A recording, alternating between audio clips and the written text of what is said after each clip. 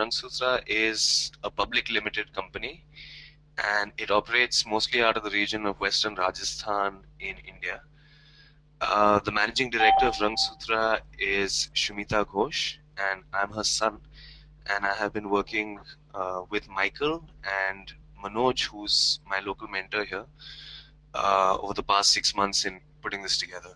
So, so the main value proposition of Rangsutra is ensuring sustainable livelihoods for artisans and creating a linkage between the rural community and the urban buyers. And the core value is respect for both the producer as well as the customer. We produce handmade apparels and we also produce home linen, and um, this is basically keeping in tune with India's rich craft heritage and making this available to urban buyers. Next. Okay, the next slide is I don't know if you can see it on the table. Yeah. So this is a little overview of our target market and our stakeholders. So as you can see, this is two sides of the chain. One side we have our consumers, and on the other side we have our supply chain, our artisans, and our backbone. So we're looking at direct customers of around 45 million, and these customers, this is within India, the domestic customers who are upper middle class, who are interested in handmade products, who appreciate handmade products. We're looking um, at retail companies such as Fab India, which is one of the companies that we supply to. It's one of our one of our main buyers, and we're looking also at companies who are going to be coming into India with the relaxation of the FDI laws. Um, on the other side, we have the artisans. We're looking at around 15 million artisans who are involved in this field, and we are aiming to cover 6,000 of these by 2016 and 17. And we recently did a feasibility study on organic cotton farming in Rajasthan, and we want to get into that field and want to cover 100 farmers in organic cotton. Next slide.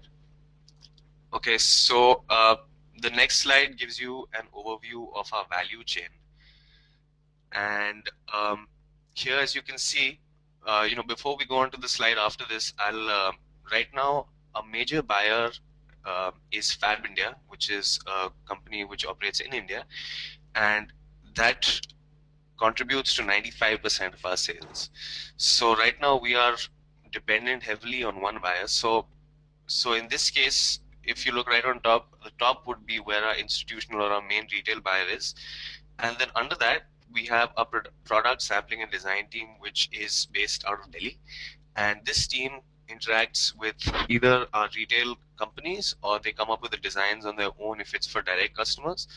And then they forward these designs and the sample size sets to our uh, order fulfillment and production management warehouse in Bikaner.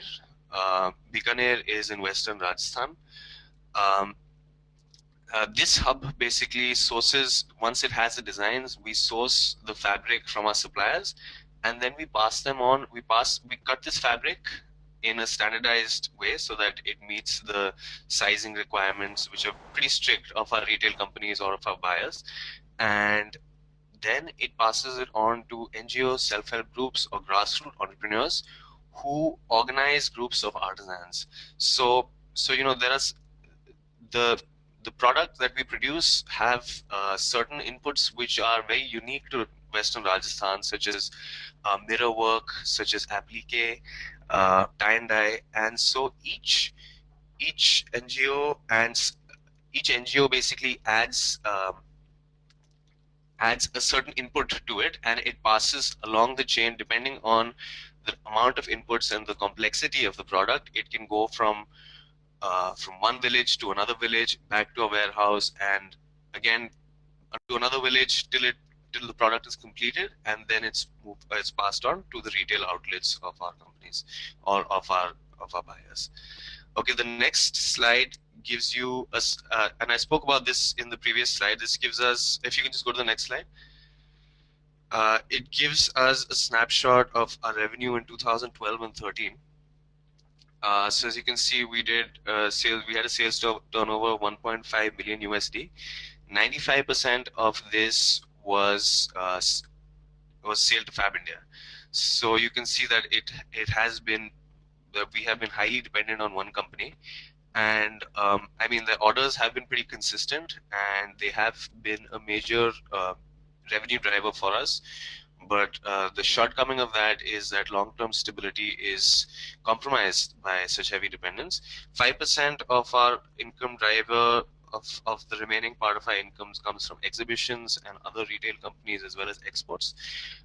Again, if you look at the 95% of our revenue, you can see that there's a further segmentation of our products. 50% are women's Indian products, which are basically long women's kurtas and tunics, and 20% is women's Western products, which are like tops, and men's constitutes around 11%. The next slide, if you can go to that, shows gives you a SWOT analysis that we did as a part of the course. And in this, again, if you look at weakness, a major weakness of ours is dependence on one buyer. We also have low brand awareness because we don't, even in Fab India, we don't retail through our own brand name. So it retails as a Fab India product. So that's a weakness. Um, our strength, however, is that we have a good story behind our company, and 70% of our artisans who work with us are women. Um, we also have a close linkage with the supply chain. Um, in if you look at the threats, there's the risk of the dying out of traditional crafts and how the newer generations are moving away from traditional crafts and they're moving to urban area for employment. So that's a threat to our business. The next slide basically gives you a snapshot of the initiatives that we discussed over the course of this program, and these initiatives basically link in with the next slide and the revenue projections that we got basis these initiatives. Our main initiative, again going back to the previous slides, is just diversifying the buyer base, and diversifying the buyer base also by means of, I don't know if it's clear on the thing, but the way we intend to do this is by there are many companies who are coming in with relaxation of the FDI laws, so then approaching these companies and also approaching companies within India to do so. Second is strengthening the supply chain. We have some land in Western Rajasthan, and we're looking to set up a warehousing, storage, production, quality control training facility there, which will be called Rangsutra Nal, and this will basically centralize all of the warehousing, etc. And at the same time, we're looking at setting up village production centers in the different villages that we source our products from to ensure good quality at grassroots level. So that's the Rangsutra Nal project. We're looking at going towards design-led products, and design-led products are products that we want to retail through our e-commerce channel. Right now, we don't have any e-commerce sales, but we are looking to produce premium products and products which basically go in tune with our brand compass, which is something that we also worked on in this program.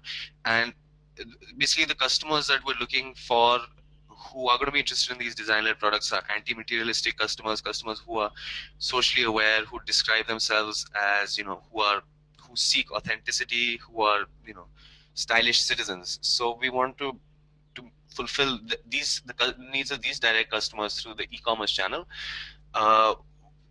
We are looking at to reach more institutional buyers. We're looking at establishing points of contacts. Points of contacts will be like, for example, if we with Fab India, there'll be one person who will be in charge of Fab India to ensure that they get the best service, they get timely delivery of their products, they get it according to their needs, and the payment of these points of contacts is going to be on a commission basis.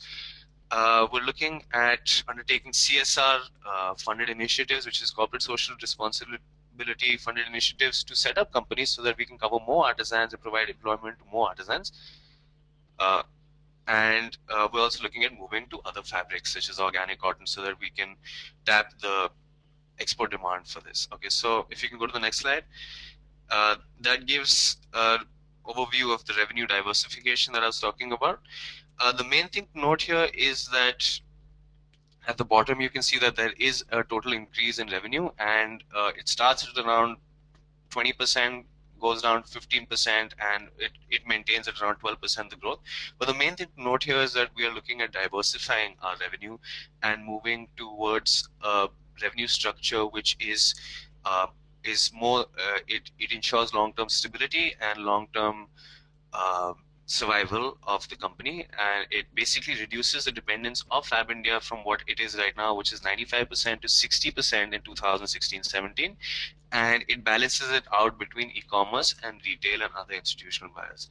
So if you go to the next slide, this just gives a graphical representation of the same. So in the next slide, you can see that our e-commerce and retail buyers and exports is increasing, but at the same time, while our total revenue is increasing, sorry, the previous slide, total revenue is increasing, our Fab India revenue is flatlining and falling down towards 2016-17. Okay, the next slide gives us projected P&L. This is something that we worked on. Another important uh, uh, focus for us is increasing profitability and also strengthening, also ensuring, I mean, along with ensuring long-term stability, also increasing profitability. And the way we'll increase profitability is by going into premium products, which we'll sell through our e-commerce channels, and also by entering into selling to other export buyers at higher GBs and higher prices. So this will ensure higher profitability in the long run. The next slide shows